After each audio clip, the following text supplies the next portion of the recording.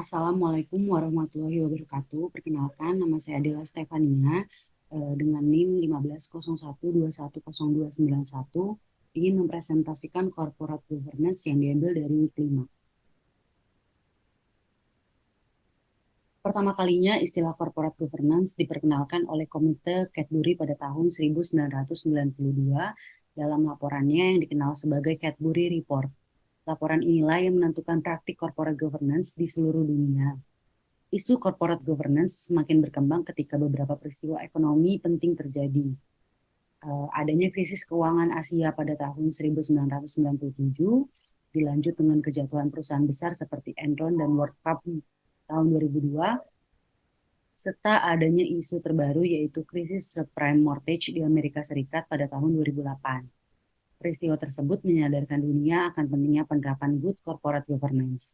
Maka dampak dari krisis tersebut banyak perusahaan berjatuhan karena tidak mampu bertahan. Berdasarkan kondisi tersebut, pemerintah Indonesia dan lembaga-lembaga keuangan internasional memperkenalkan konsep good corporate governance dalam studi yang dilakukan oleh Asian Development Bank atau ADB. Krisis yang terjadi di Asia disebabkan oleh lemahnya penerapan corporate governance. Konsep good corporate governance diharapkan dapat melindungi pemegang saham atau stakeholders dan kreditur agar dapat memperoleh kembali investasinya. Tata kelola perusahaan adalah sistem aturan atau praktik dan proses di mana perusahaan diarahkan dan dikendalikan. Tata kelola perusahaan pada dasarnya melibatkan penyeimbangan kepentingan banyak pemangku kepentingan perusahaan, seperti pemegang saham, eksekutif, manajemen senior, pelanggan, pemasok, pemodal, pemerintah, dan masyarakat. Karena tata kelola perusahaan menyediakan kerangka kerja untuk mencapai tujuan perusahaan. Itu mencakup hampir semua bidang manajemen, mulai dari rencana tindakan dan pengendalian internal hingga pengukuran kinerja dan pengungkapan perusahaan. Tujuan utama dari good corporate governance adalah untuk menciptakan sistem pengendalian dan keseimbangan atau check and balance untuk mencegah penyalahgunaan dari sumber daya dan tetap mendorong terjadinya pertumbuhan perusahaan. Manfaat tata kelola perusahaan. Tata kelola perusahaan yang baik menciptakan aturan dan kontrol yang transparan, memberikan panduan kepada kepemimpinan, dan menyelaraskan kepentingan pemegang saham, direktur, manajemen, dan karyawan. Ini membantu membangun kepercayaan dengan investor, masyarakat, dan pejabat publik. Yang ketiga, tata kelola perusahaan dapat memberi investor dan pemangku kepentingan gagasan yang jelas tentang arah perusahaan dan integritas bisnis. Yang keempat, mempromosikan kelayakan finansial, peluang, dan pengembalian jangka panjang. Yang kelima, dapat memfasilitasi penggalangan modal. Dan yang keenam, tata kelola perusahaan yang baik dapat diterjemahkan menjadi kenaikan harga saham. Yang ketujuh, dapat mengurangi potensi kerugian finansial, pemborosan, risiko, dan korupsi. Selanjutnya, terdapat 5 pilar GCG yang ditetapkan oleh Komite Nasional Kebijakan Governance atau KNKG yang biasa kita kenal dengan konsep tarif, transparency, accountability, responsibility, independency, dan fairness. Yang pertama, transparansi.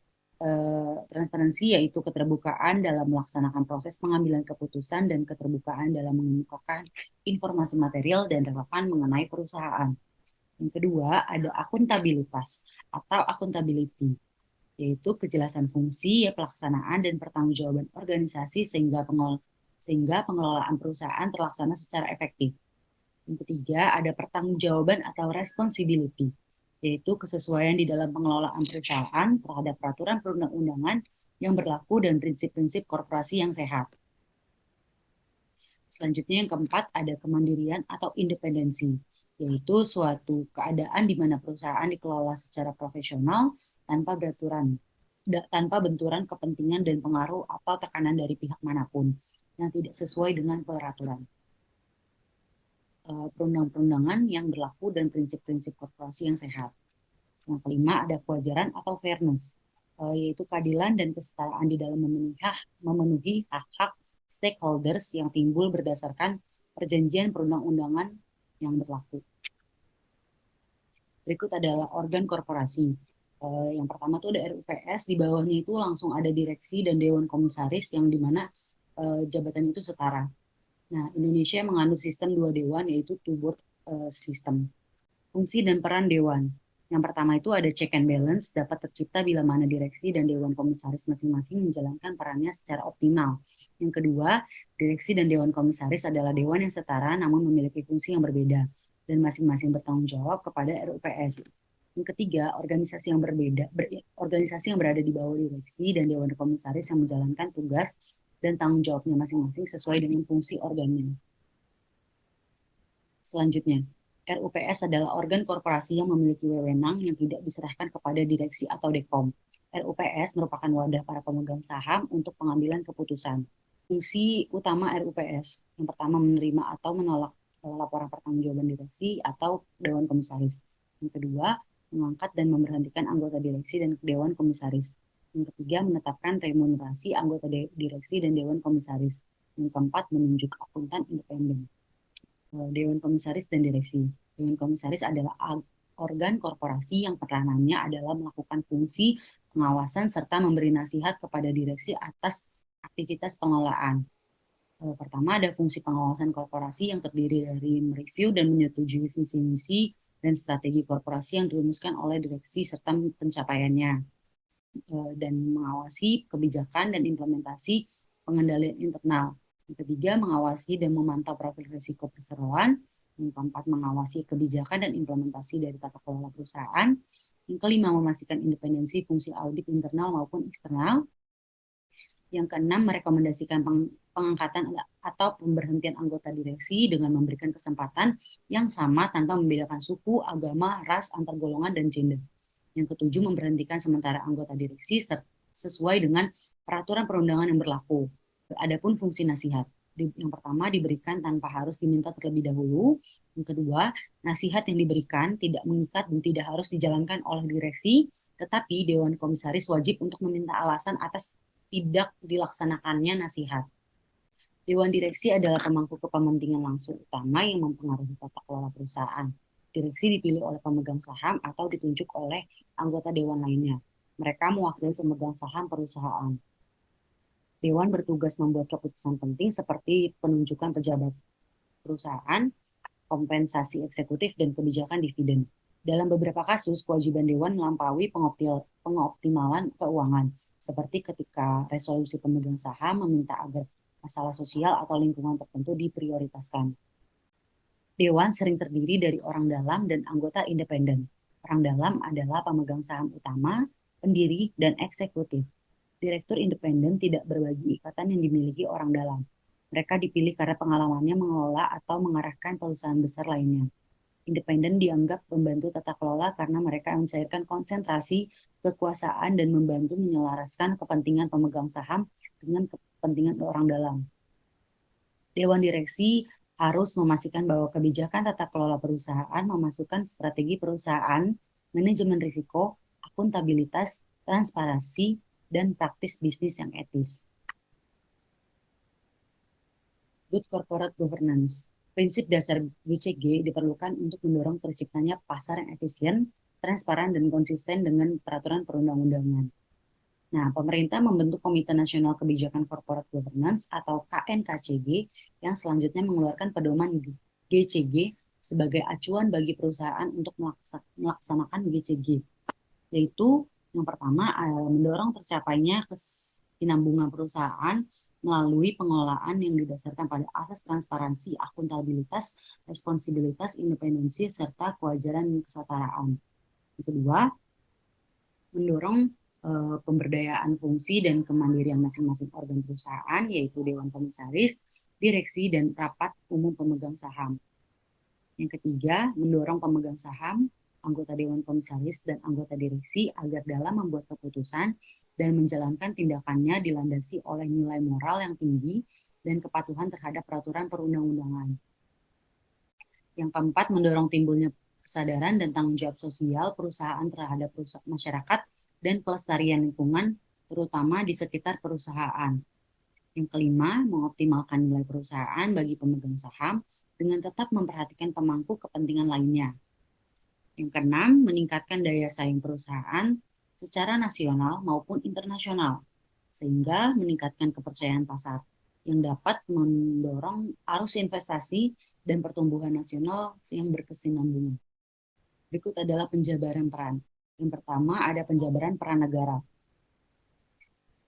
Pertama, melakukan koordinasi secara efektif antar penyelenggara negara yang dalam penyusunan peraturan perundang-undangan berdasarkan sistem hukum nasional dengan memprioritaskan kebijakan yang sesuai dengan kepentingan dunia usaha dan masyarakat. Yang kedua, mengikut sertakan dunia usaha dan masyarakat secara bertanggung jawab dalam penyusunan peraturan perundang-undangan. Yang ketiga, menciptakan sistem politik yang sehat dengan penyelenggara negara yang memiliki integritas dan profesional yang tinggi. Yang keempat, melaksanakan peraturan perundang-undangan dan penegakan hukum secara konsisten. Yang kelima, mencegah terjadinya KKN. Yang keenam, mengatur kewenangan dan koordinasi antar instansi yang jelas untuk meningkatkan pelayanan masyarakat dengan integritas yang tinggi dan mata rantai yang singkat serta akurat dalam rangka mendukung terciptanya iklim usaha yang sehat, efisien, dan transparan. Nah, adapun penjabaran peran dunia usaha. Yang pertama, menerapkan etika bisnis secara konsisten sehingga dapat terwujud iklim usaha yang sehat, efisien, dan transparan. Yang kedua, bersikap dan berperilaku memperlihatkan kepatuhan dunia usaha dalam melaksanakan peraturan perundang-undangan. Yang ketiga, mencegah terjadinya KKN. Yang keempat, meningkatkan kualitas struktur pengelolaan dan pola kerja perusahaan yang didasarkan pada asas YCG serta berkesinambungan. Yang kelima, melaksanakan fungsi ombudsman untuk dapat menampung informasi tentang penyimpanan yang terjadi pada perusahaan. Fungsi ombudsman dapat dilaksanakan bersama pada suatu kelompok usaha atau sektor ekonomi tertentu. Selanjutnya ada penjabaran peran masyarakat. Yang pertama, melakukan kontrol sosial dengan memberikan perhatian dan kepedulian terhadap pelayanan masyarakat yang dilakukan penyelenggara negara serta terhadap kegiatan dan produk atau jasa yang dihasilkan oleh dunia usaha melalui penyampaian pendapat secara objektif dan bertanggung jawab. Selanjutnya, melakukan komunikasi dengan penyelenggara negara dan dunia usaha dalam mengekspresikan pendapat dan keberatan masyarakat. Selanjutnya, mematuhi peraturan perundang-undangan dengan penuh kesadaran dan tanggung jawab. Kesimpulan yang bisa didapat, tata kelola perusahaan terdiri dari prinsip panduan yang diterapkan perusahaan untuk mengarahkan semua operasinya, mulai dari kompensasi, manajemen risiko, dan perlakuan karyawan hingga melaporkan praktik yang tidak adil, menangani dampak terhadap iklim, dan banyak lagi. Tata kelola perusahaan yang menuntut perilaku perusahaan yang jujur dan transparan mengarahkan perusahaan untuk membuat keputusan etis yang menguntungkan semua pemangku kepentingannya. Ini dapat menggarisbawahi potensi investasi bagi investor. Tata kelola perusahaan yang buruk menyebabkan kehancuran perusahaan, seringkali mengakibatkan skandal atau kebangkrutan. Sekian presentasi dari saya, kurang lebihnya mohon maaf. Wassalamualaikum warahmatullahi wabarakatuh.